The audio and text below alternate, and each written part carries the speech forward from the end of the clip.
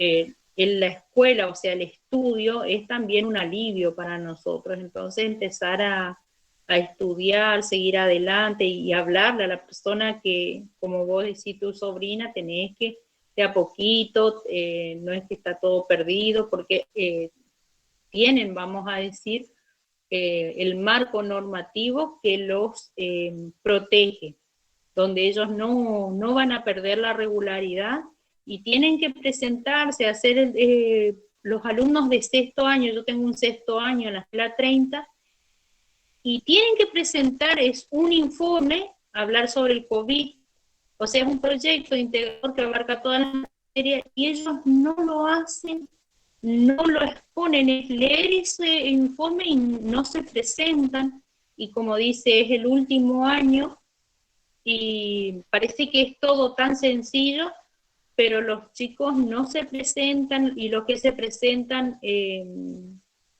lo hacen, pero vamos a decir, sin prepararse, y es un tema de actualidad, no es nada, o sea, le piden sobre el COVID, el informe no es, y sobre en las noticias, el trabajo, pero no es nada, porque como no se dio clase el año pasado, ellos no tenían ni profesor, a mí me dieron las horas al final del año, ya en diciembre, pero los alumnos no se comunican conmigo, me dicen, señora, ¿qué tengo que hacer? Le doy el trabajo, pero no mandan la foto, no se presentan, entonces es como una negación.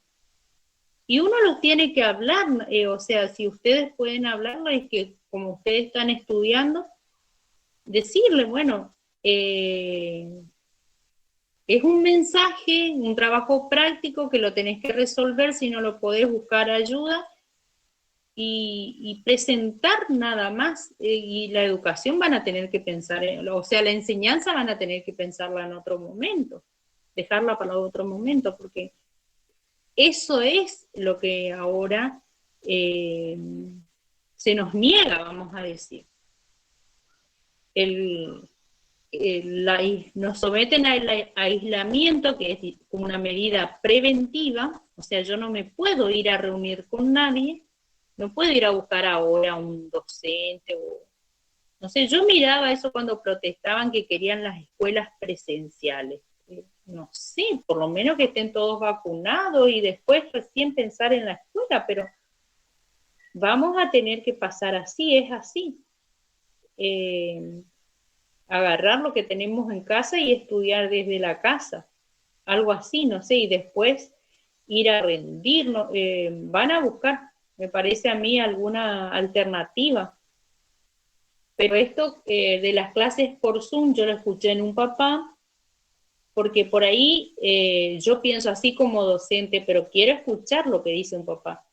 Y dijo, mi hija recibió muy buena educación a través de mí, entonces ahí tuve más confianza, pero como yo le digo, yo tengo una desconfianza de que si mi alumno, ¿será que me está escuchando? ¿Será que está del otro lado? ¿Será que me hace caso y lee? Porque yo antes cuando estaba en el curso, le decía lea y los hacía leer, había uno que leía y los otros escuchaban. Entonces yo veía, el alumno leyó, él leyó ese y marcó ese párrafo. Entonces yo veía, ahí había una evidencia de que ellos habían leído ese material. Pero hoy yo no sé si me harán caso, si leerán, y se entienden. El tema es, en educación es mucha lectura. Entonces lo que hace también incrementar la desigualdad en cuestiones de educación, porque hay muchos chicos que tienen la posibilidad y acceden a una videollamada, pero hay otros no, y entonces es muy compleja la situación por la que estamos atravesando.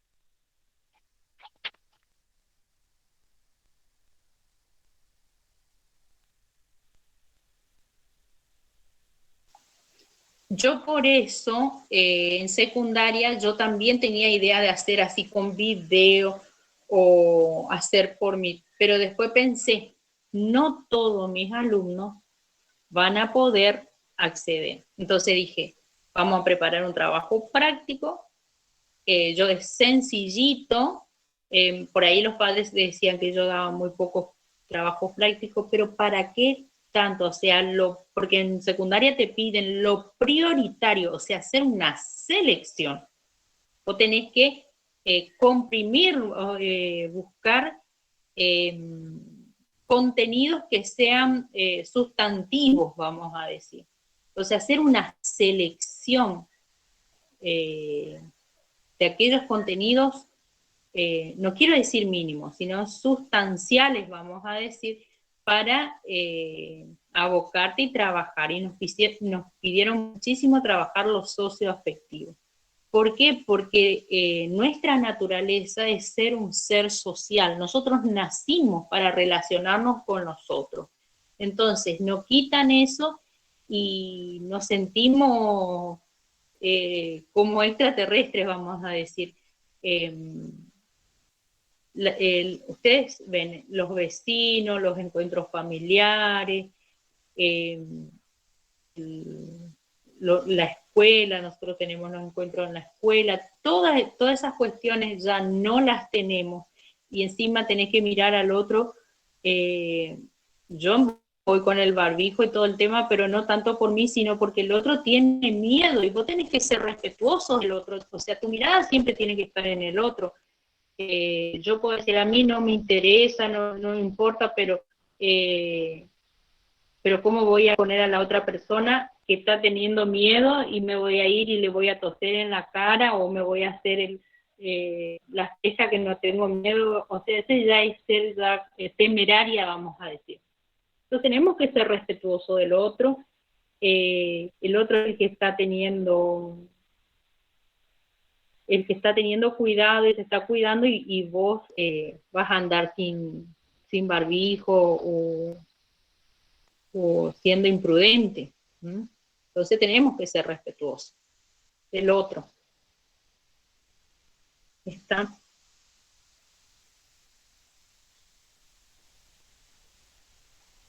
Bueno, se entendió entonces lo que decía la compañera: canaliza las demandas. Cuando canaliza quiere decir comunicar,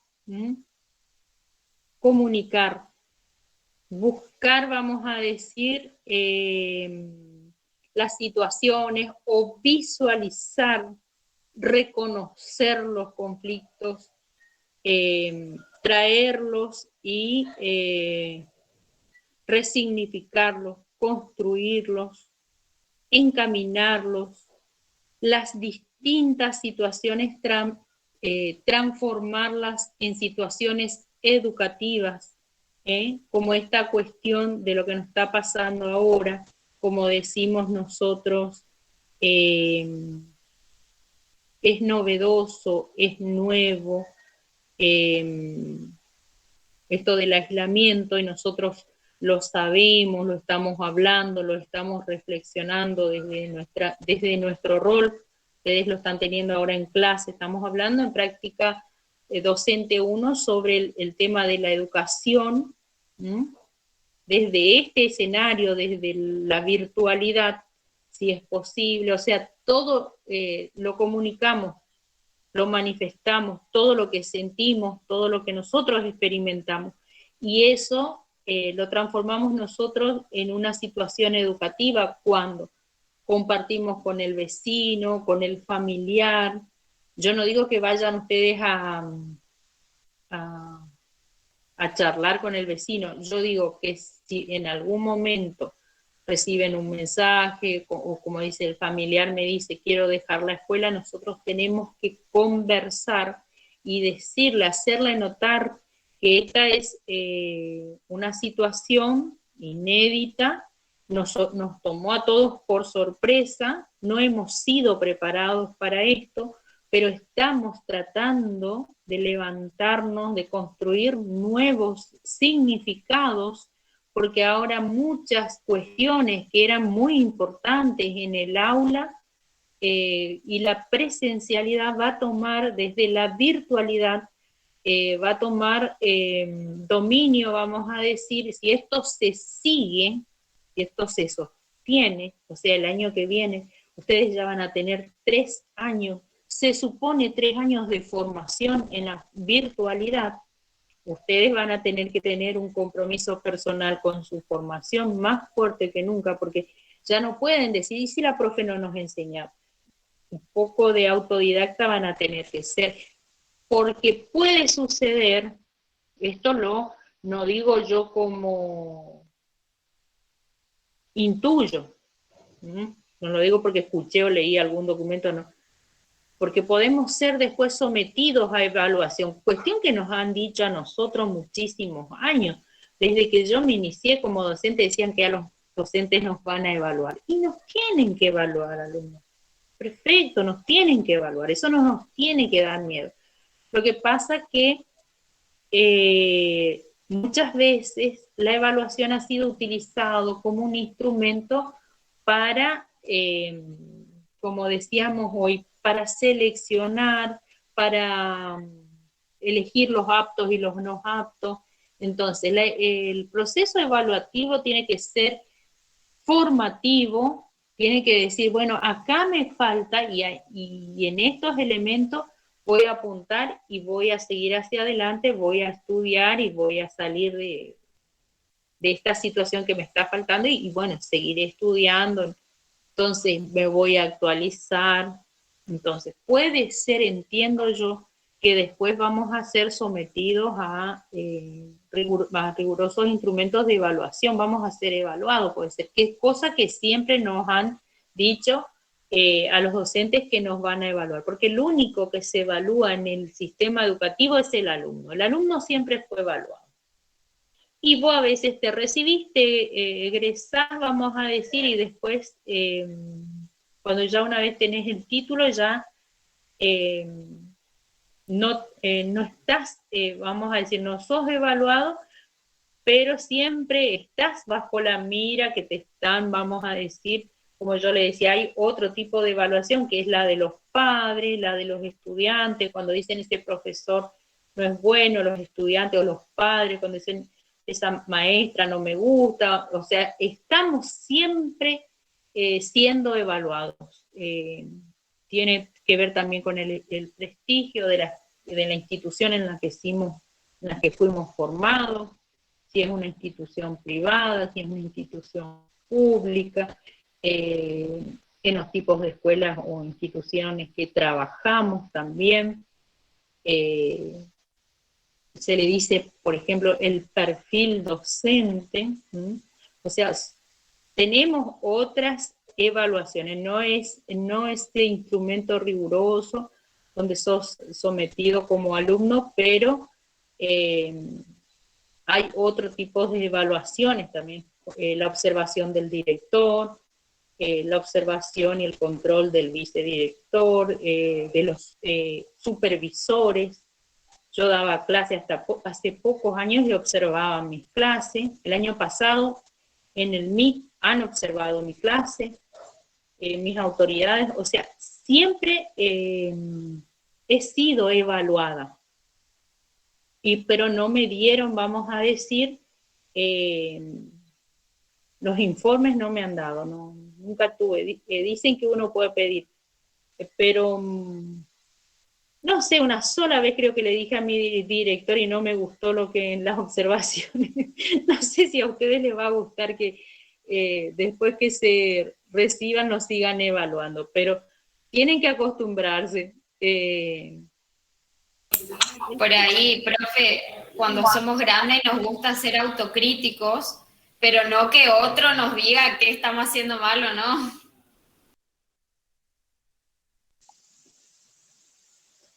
El docente siempre es evaluado, pero por supuesto, yo no le estoy hablando de esa evaluación. Yo le estoy hablando de que puede ser que después si esto sigue con este tema de la virtualidad, puede ser que después seamos sometidos a evaluación, seguro, digo yo. O sea, pero es una intuición. Seguramente. Sí. Entonces, seguramente a los alumnos más que nada se va a tomar una evaluación y otra vez para etiquetarlos como institución buena o institución mala. O sea, muchas veces utilizo esa evaluación para determinar si la institución es buena o mala. Claro. Hacen como rating, vamos a decir, de escuelas, de qué escuelas tienen mejor calidad educativa que otras, los niveles educativos de los estudiantes. Bueno, después vamos a hablar un poquito más sobre la evaluación, pero es un tema muy lindo y una necesidad también de que los docentes sean evaluados. Los alumnos son los únicos que de tradición están siendo siempre evaluados, pero falta también la evaluación docente y ahí van a cambiar muchísimas posiciones van a cambiar ahí, porque cuando te someten a evaluación, por ahí no aprobás la evaluación y ahí caes en desprestigios, vamos a decir, ya cuando sos... eso nos pasó en los cursos de actualización, cuando no te aprueban, desaprobás, wow, te arma. Bueno. Disculpe, eso tiene que ver con la idea de que las instituciones privadas son mejores, que ahí están los mejores docentes, que ahí hay mejores alumnos. O sea, lo tomo a la evaluación como para crear esa idea. Lo que pasa es que el docente de una escuela privada no es el mismo docente de una escuela pública. El tipo de trabajo, yo nunca trabajé en una escuela privada, pero mis compañeras, yo consultaba con mis compañeras que trabajaron en una escuela privada y ellas nos contaban cómo hacían, por ejemplo, la planificación de la clase, lo hacían con la ayuda de un profesor disciplinar, así como ustedes cuando hacían las prácticas. Entonces, tenían profesores que les decían a los maestros cómo planificar, después el docente prepara las clases. Entonces, una vez que el docente tiene la clase, la prepara, cuando la va a dar es observado. Creo que tenían cámaras y tenían vídeos, podían observar los padres y podían observar las autoridades. Entonces ellos están siendo observados constantemente, el docente observados en las clases. Y en las escuelas públicas ustedes saben que lo que menos tenemos es control. Como yo decía, te van a observar la clase, pero una vez al mes o una vez en el año, pero no una observación constante o que tengas cámara, entonces está todo grabado, las clases se grababan todas. Totalmente la actuación docente vas a ser diferente porque no tenés autonomía, vamos a decir, a la hora de proyectar en una escuela privada. Vos proyectás de acuerdo a lo que te sugieren ahí tus autoridades. En cambio, en una escuela pública sos un poquito más autónoma, tenés tu PCI y ahí toda la libertad de preparar la clase que vos creas oportuna y adecuada. Y el director va a observar y vos tenés más autonomía. Es un derecho del docente, la libertad de cátedra. O sea, vos, si sos docente, tenés derecho a ser libre, autónomo a la hora de enseñar. Y si estás en una escuela donde te están observando,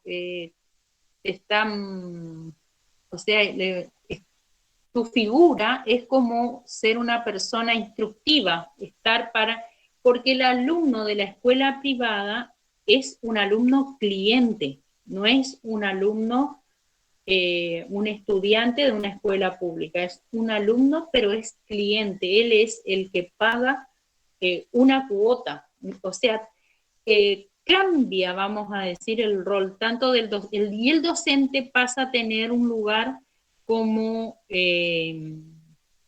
vamos a decir, como un instructor o como un personal, no la figura que tiene uno en la escuela pública. Un docente puede ser una institución por el respeto, por la autoridad, como yo le decía, por la autonomía, un prestigio que se ganó con la trayectoria, con años trabajando en esa misma institución. En cambio, en una escuela privada, sos un personal en una, vamos a decir ahí, en un área, en una o dos áreas, no sé qué puede ser, o te van a dejar tener un área nomás más específica, y después ellos tendrán otros profesores y otras materias. El currículum cambia totalmente. Hay una escuela que no me acuerdo, de la Ribera, cambia totalmente el currículum, no sé cómo, me habían explicado, pero ahora ya no me acuerdo, no sé cómo decirles cómo será, o sea, cómo es el tema porque son escuelas privadas. ¿Para qué lo estarán preparando? Es el tema, eso hay que verlo, sería el PCI, el PEI de esa institución.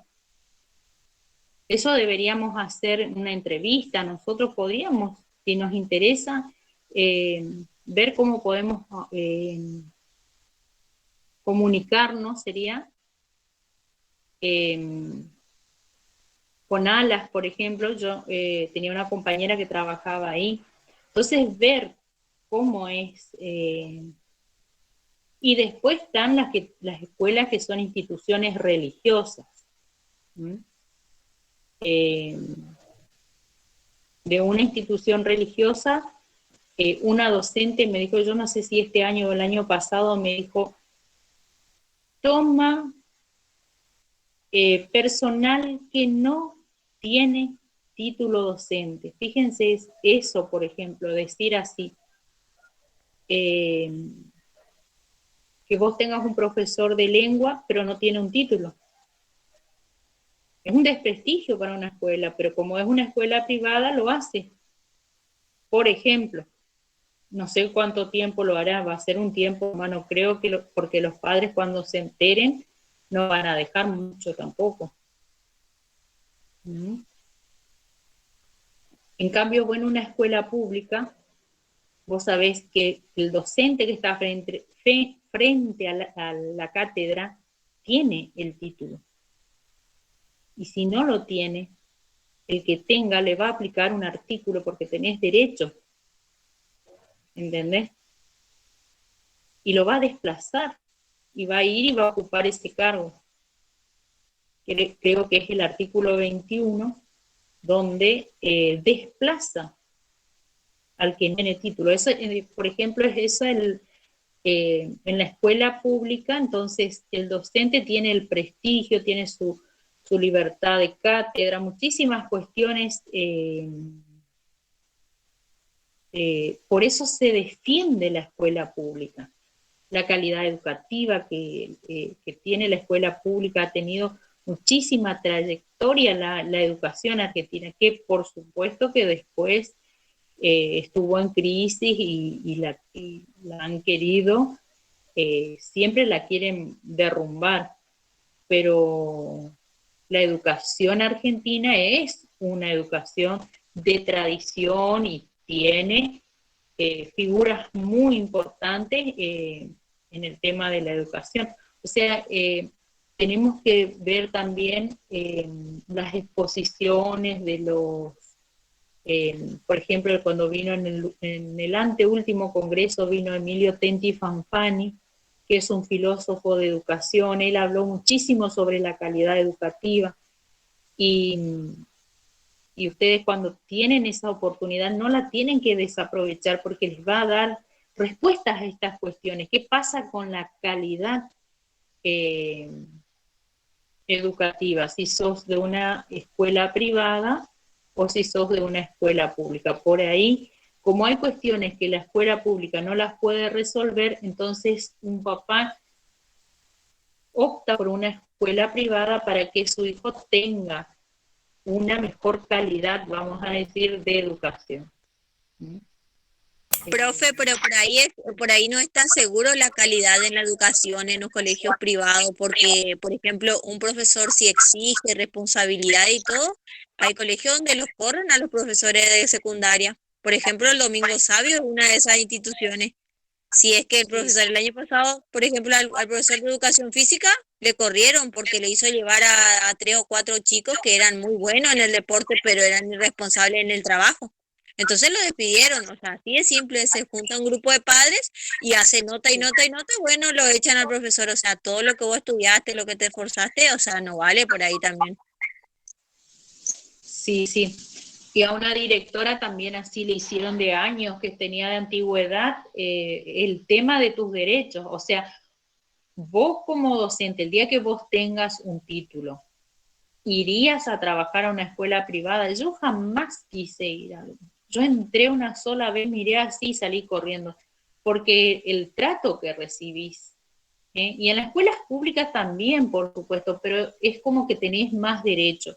Vos te recibís y te vas a un gremio, te afiliás a un gremio y tenés en el gremio, porque hay cuestiones que nosotros no las sabemos, el tema, yo tenía el estatuto y ahora lo perdí porque el año pasado ya lo quería compartir con los alumnos, pero es bueno que nosotros tengamos una lectura del estatuto docente. Como nosotros no tenemos esa preparación, más que somos ya de un pueblo, vamos a decir que bastante violentado, el docente no cuenta con tantos derechos, entonces a la hora de que vos sientas una amenaza o que tu derecho es vulnerado, te vas al gremio y le decís, a mí me está pasando esto, a mí el director me hizo este asiento, me hizo esta observación, me está bajando el puntaje, porque hay cuestiones y cuestiones que uno pasa en la escuela, y es el gremio el que te va a defender, te va a decir, mira, vos tenés que hacer así, así, así, y te va a explicar y te va a guiar. Entonces vos tenés un equipo, vamos a decir ahí, que es el gremio que te va a defender tus derechos como trabajador, que si no te pagan el incentivo, eso uno yo no sabía ni tener en cuenta, pero el gremio siempre te está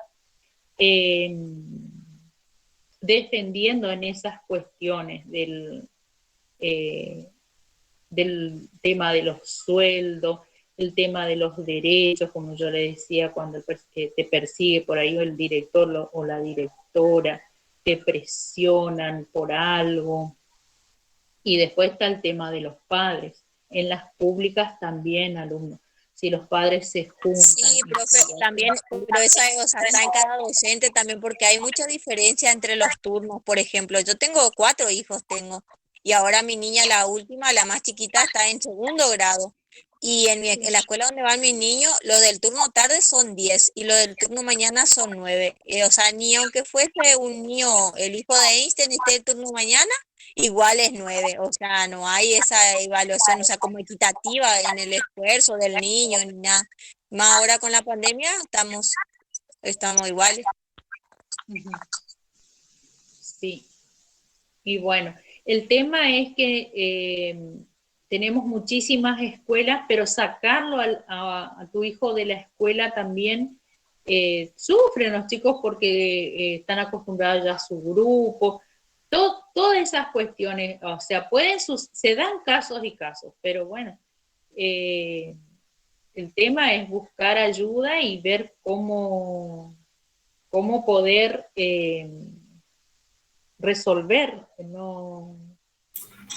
muchísimas son las escuelas, o sea, no es solo esa escuela, sí va a sufrir tu hijo el tema de cuando tiene que salir, el contacto con sus compañeros, tiene que adaptarse a la nueva institución. Sí, no, yo por una cuestión de tiempo, o sea, van acá a la escuela de cerca de mi casa porque les queda 6 cuadras y yo a veces no los puedo buscar o algo, o sea, ellos vienen caminando, o sea, por una cuestión de comodidad, por el tema de los tiempos, o sea, yo no los voy a cambiar igual.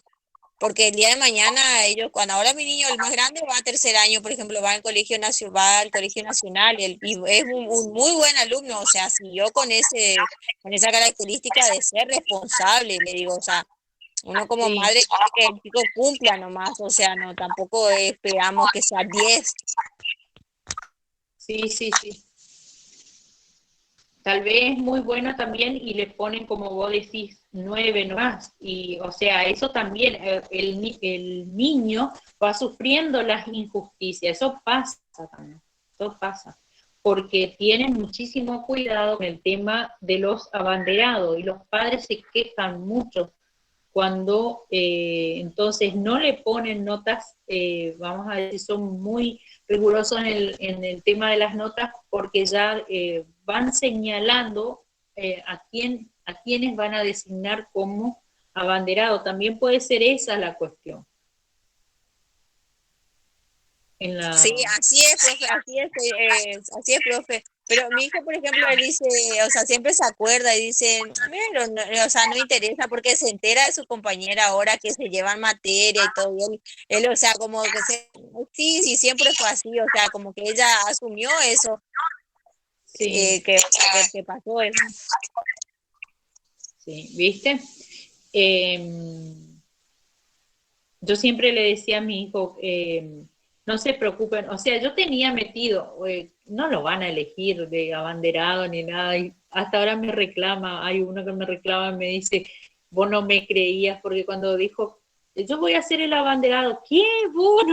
O sea, uno ya sabe que eligen a una persona Sí, o al hijo con... de la compañera de trabajo, al hijo de la colega, de ahí de la escuela, o sea, generalmente eso ocurre, pero está bien, o sea, yo como mamá quiero que sean responsables y que cumplan nomás, o sea, y que el día de mañana lleguen a concluir su meta, lo que quieran estudiar o algo, o sea, eso es el objetivo como madre, pero mis niños son inteligentes en el sentido que razonan, o sea, muy bien, o sea, muy orgullosa de mis niños.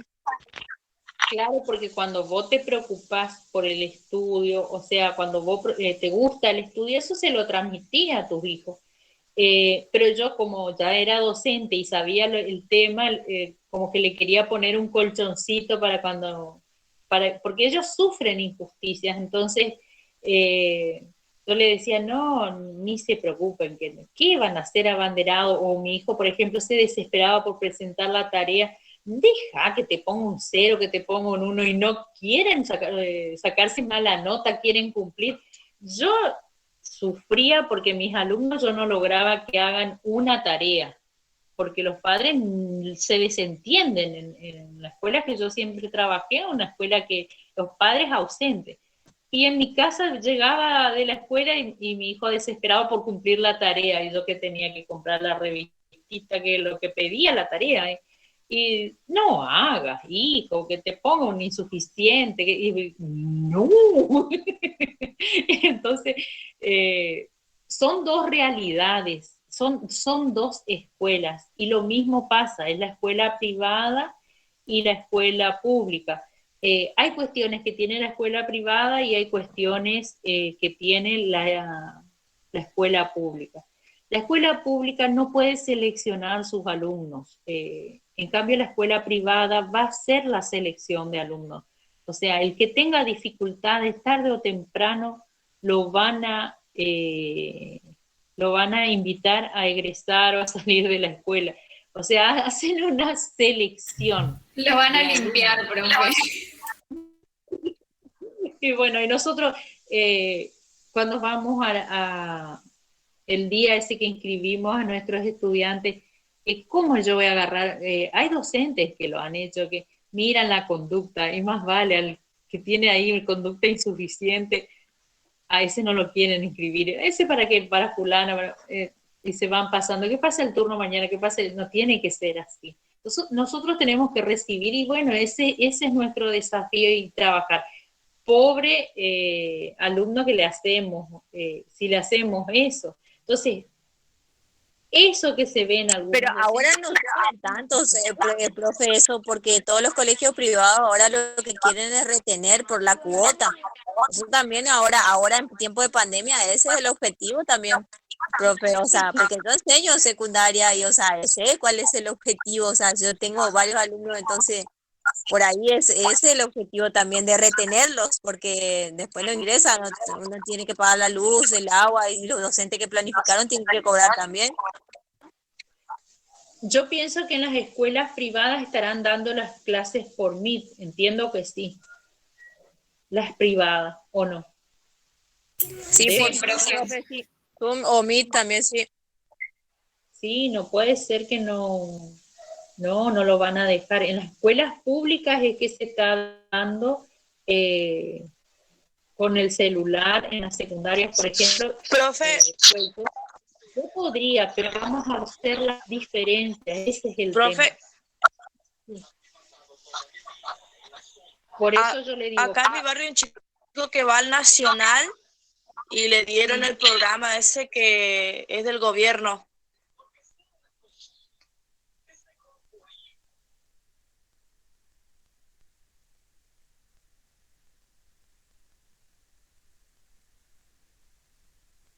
el cuadernillo del gobierno, los cuadernillos, eso que prepara el gobierno, ¿o cuál?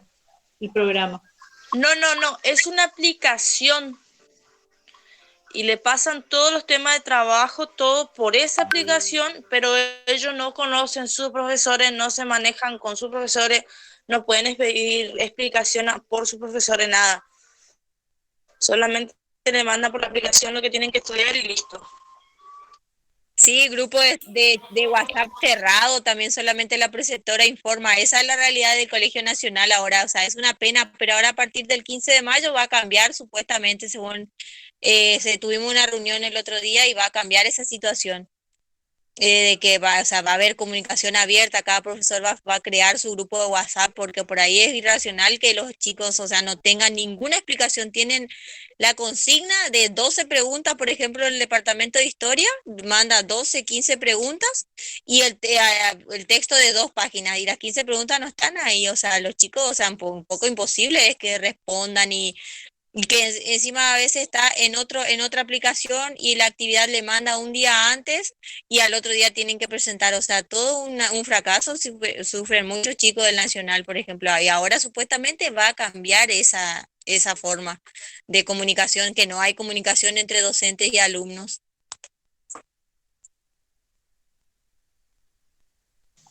Bueno, ahí estamos haciendo un análisis institucional. Estamos viendo con el tema, como decía la compañera, con esto de la pandemia, si es una institución abierta, decía ella, puede responder a estas demandas, que yo les decía, lo que está cambiando es el escenario, ahora es todo desde la virtualidad.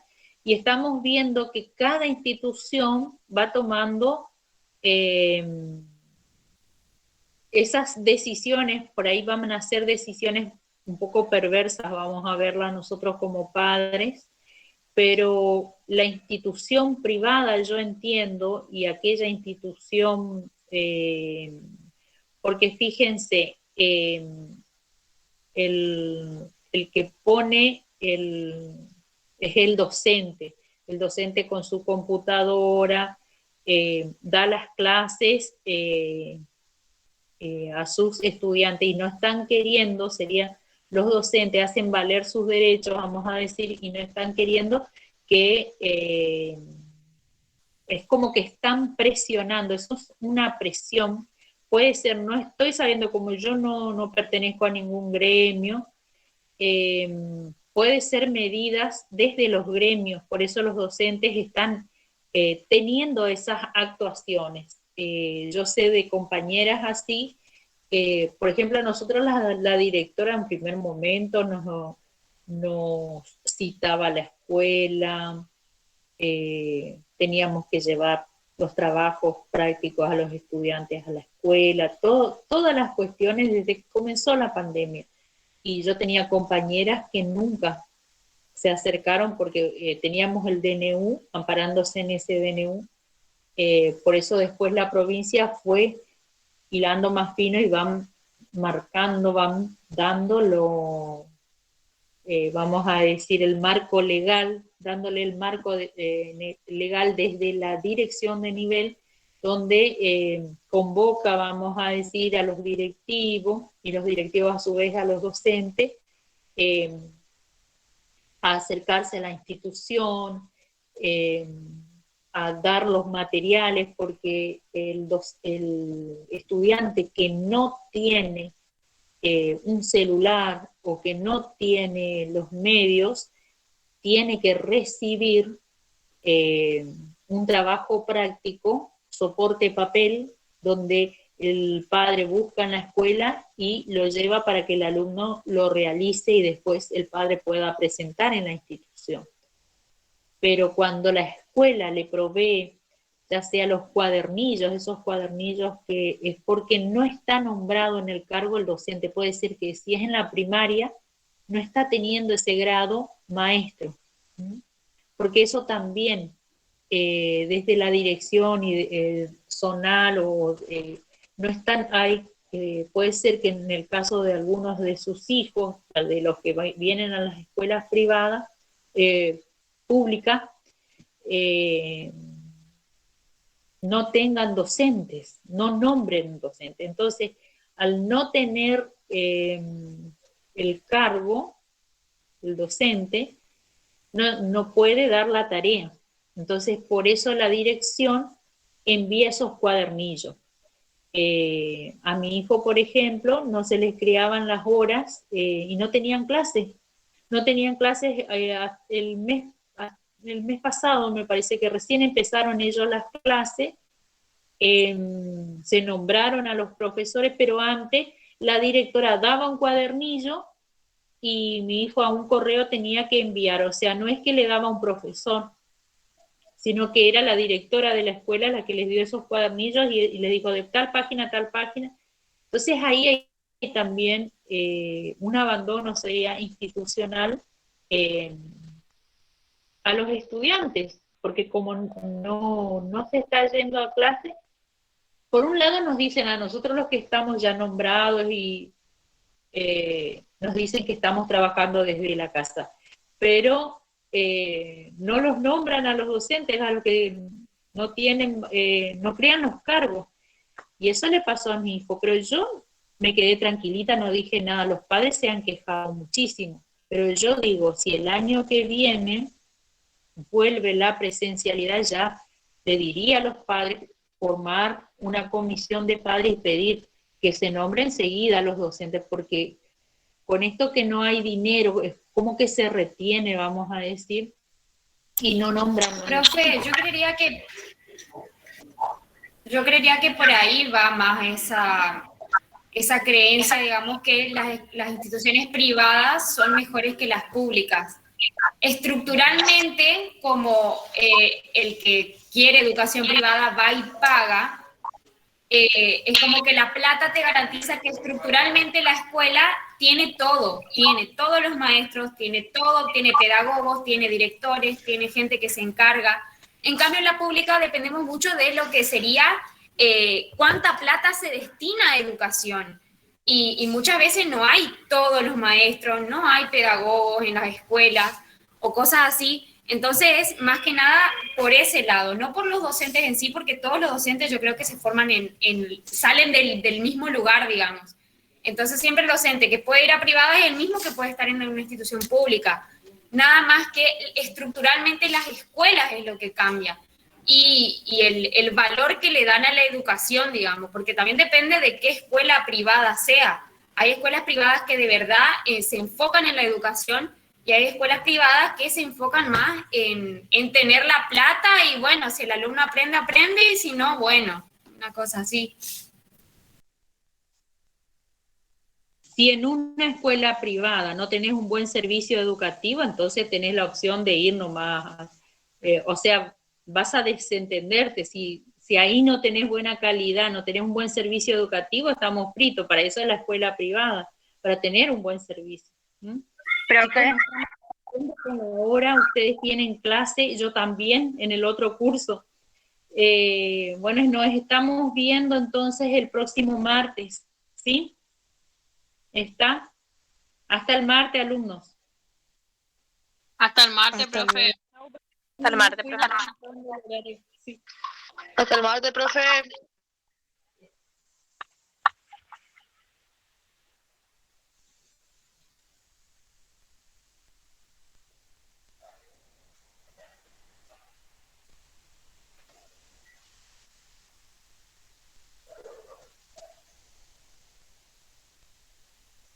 Disculpe, profesora.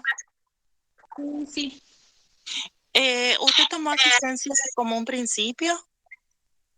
sí, a ver, ¿cómo es tu nombre? Brizuela Nancy. Ya te anoté. Bueno, Ah, bien, bien. ¿quién, Gracias, profesora. quién más está Está. por la Hasta asistencia? luego. Hasta luego. Yo, profe Barrios Jessica, me conecté tarde también. ¿Cómo es? Barrios Jessica.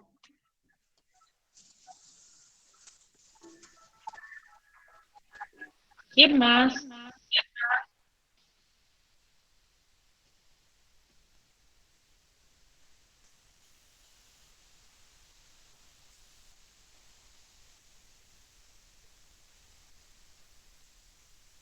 Sí, acá te anoté Dalia Enríquez.